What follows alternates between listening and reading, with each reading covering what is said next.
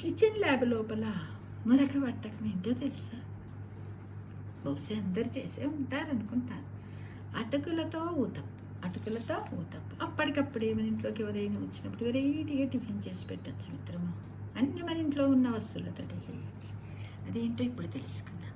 కావలసినటువంటి పదార్థాలు ఏంటవి? అరకప్పు రవ్వ, కప్పు పెరుగు, అరకప్పు ఉల్లి, అరకప్పు ఉల్లిపాయలు కావాల్సినవి వేసుకోవచ్చు. బీన్స్, క్యారెట్ తురుము మనం ఎంత ఇష్టం ఉంటే అంత 2 స్పూన్ల 1 స్పూన్ల తినేవాళ్ళ టేస్ట్ని బట్టి, ఇష్టాన్ని బట్టి, ఒపీనియన్ బట్టి. కొత్తిమీర 2 స్పూన్లు, నూనె, నీళ్ళు, ఉప్పు తగినంత. ఓకేనా ఫ్రెండ్స్? ఇవన్నీ వేసుకోవచ్చు.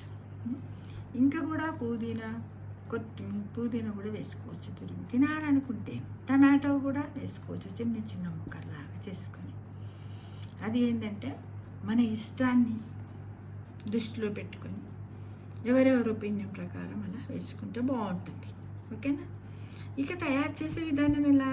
ఒక గిన్నెలో అటుకులన్నిటిని తీసుకొని చక్కగా మంచినీళ్ళతో కడిగి 2 సార్లు వంపేసి 5 నిమిషాల పాటు నానబెట్టాలి. ఆ తర్వాత వంపేసాం కదా, ఆ తర్వాత ఏంటంటే నీళ్ళను వడగట్టి మిక్సీలో వేసి పేస్ట్లా చేసేసుకోవాలి.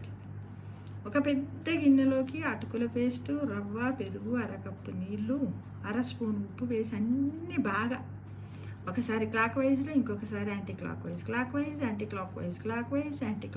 ఇలా 20 నిమిషాల పాటు కలుపుతూనే ఉండాలి. 15-20 నిమిషాలు కలిపి మళ్ళీ ఒక 20 నిమిషాలు పక్కన పెట్టుకోవాలి. ఆ తర్వాత కూరగాయ ముక్కలన్నింటినీ ఈ మిశ్రమంలో కలిపి చిన్న దోశలుగా వేస్తే అటుకుల ఊతప్పం సిద్ధం.